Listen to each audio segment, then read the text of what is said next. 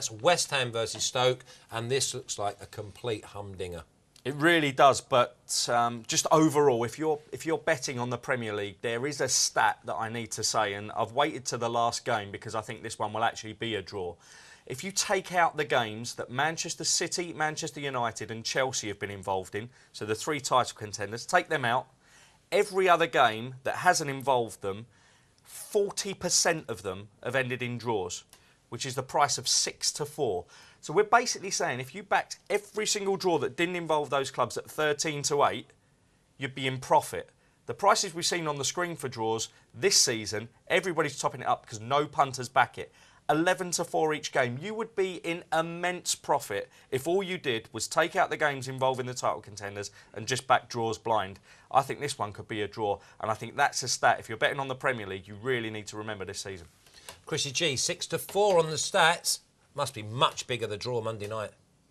Alan, what a start, man. What a start. I'm bowing to you. I just, as a stats man, I'm in awe of you. What a great start. I never heard that before. There we go. 12-5 the draw here. 21-20 West Ham. West Ham got promoted, remember? And they're almost odds on here at home to Stoke. Not for me.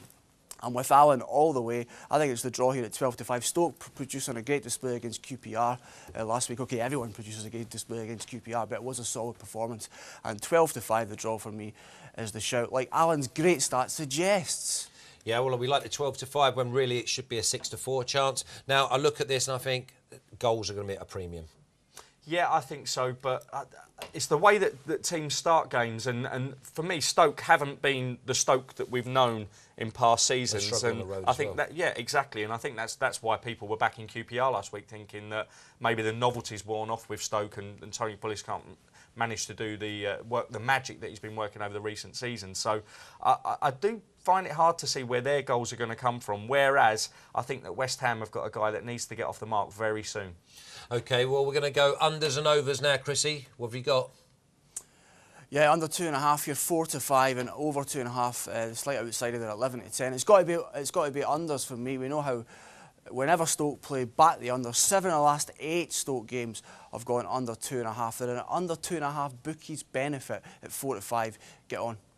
Yeah, there hasn't been many games this season that have been under 2.5, but this could well be one of them. Now, when you look at the first goal scorer market, there's one particular player for West Ham who's getting a lot of plaudits, but he's still not scoring. Yeah, you're talking about Andy Carroll, and I backed him for the game against Arsenal because I thought that Sam Allardyce would get him to play against Arsenal's weaknesses and for West Ham's strengths, and it didn't materialise there. He had a couple of chances, but I still think that even against a side like Stoke that should be able to deal with him, he's got to get off the mark soon. And what I like to do in these markets, there are great each-way terms available. At Blue Square, we pay up to the 9th goal in a game each way, a third of the odds for any scorer. So really, if you're looking at any player that you think's going to get a goal in the game, don't back the anytime, back the first each way, and hopefully he notches the first goal. What price is Andy Carroll to get the first goal on Monday night? He is 11-2. They're 5.5-1 to score. You know, it's pretty short in his recent form. Back in September, everyone was saying, "Oh, what a great signing for West Ham." But you know, he's been pretty goal shy, like he was for Liverpool. But like Stephen Fletcher earlier in the show, I think this could be the game he turns it round. This particular player, 11-2, Andy Carroll there for me. Peter Crouch, best of the Stoke players at 9-1. But come on, Andy Carroll, back in winning ways here at 11-2.